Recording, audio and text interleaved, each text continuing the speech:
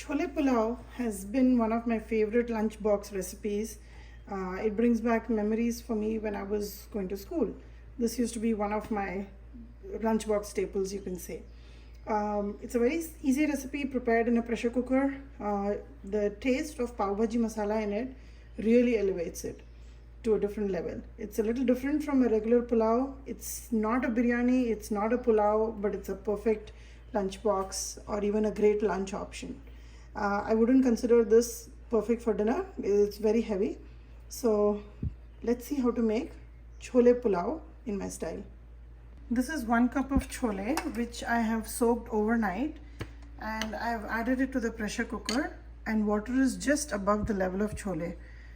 To this I'm going to add about half a teaspoon of garam masala and about 1/8 teaspoon of turmeric powder.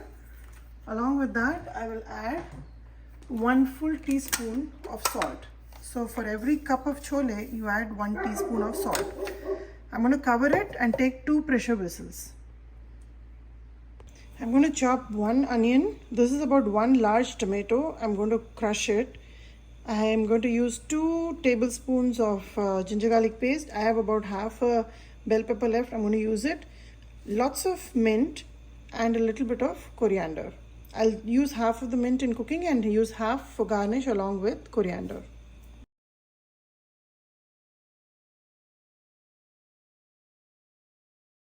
In spices, I have taken about 1/8 teaspoon of turmeric, 2 teaspoon each of chili powder and dhania powder, 1 teaspoon of garam masala, pav bhaji masala and kitchen king masala.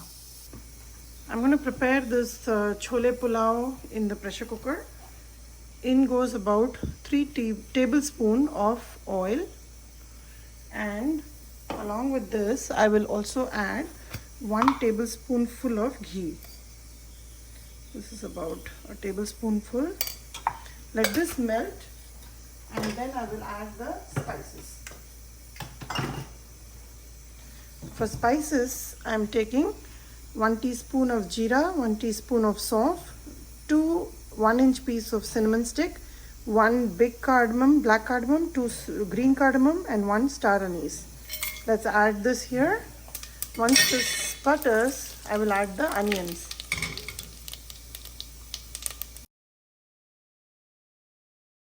I've added the mint leaves along with the onions.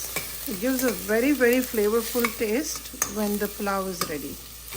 So let it roast. I'm going to add about half a teaspoon of salt so that the onions starts to wilt. So let me mix it really well. When the onions become about translucent, I will add ginger garlic paste and tomatoes.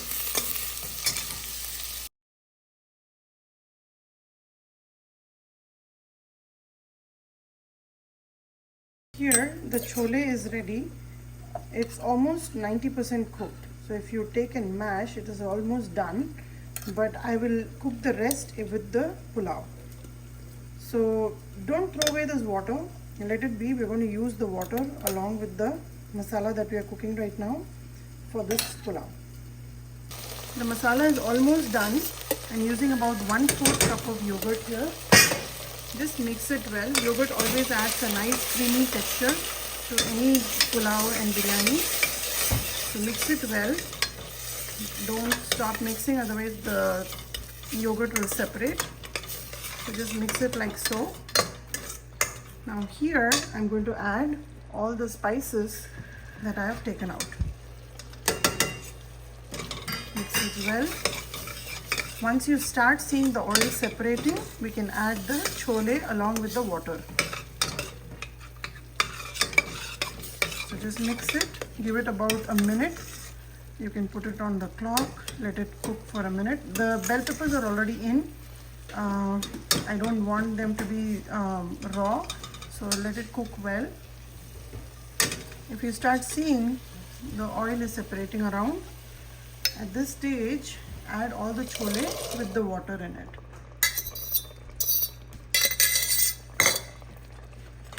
Mix this really well. So before I started, I soaked about 1.5 cups of rice, Basmati rice, and that has been soaking for about 20 minutes now since I started making all this, prepping for the whole pulao. When this comes to a boil, I will add the basmati rice. I will drain the water and then add it to this masala, and then we'll see how much water we need to add. The masala is boiling well. I've gone ahead and added the basmati rice here. This was soaking for about 20 minutes now. So add every little bit. And now the big question is always about how much water to add. So mix the rice well with the gravy. And if you see that the rice is above the level of the gravy, we will add just a little bit more. So always make sure the level of rice and water is exactly the same.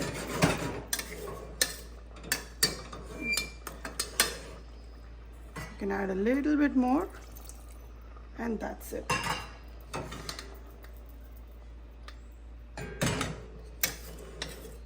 So make sure it's evened out on top.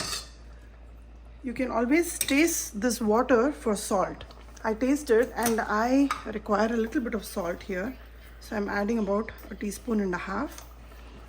Make sure when you taste the water here, it should be just a tad bit salty. Only then the rice will absorb the salt and it will all be perfect.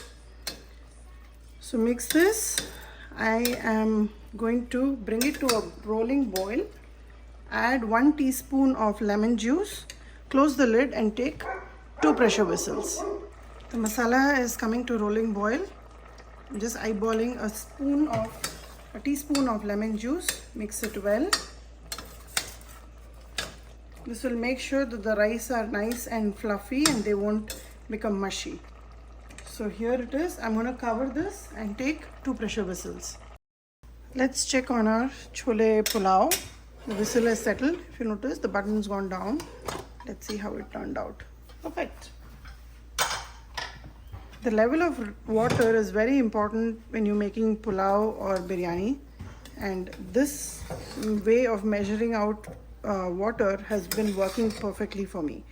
So if you notice, the rice is nice and fluffy, it's not sticky, and as it cools down, it'll become even more fluffier. Here I am going to add the reserved mint and coriander leaves for garnish. Just add it on top, mix it well.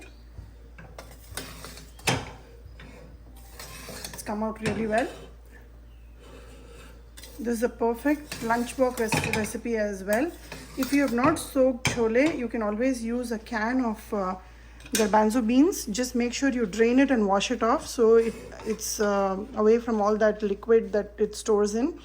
And then you can follow the same process. The canned garbanzo beans come pre-cooked, so you don't have to do the additional step of boiling and steaming the garbanzo beans.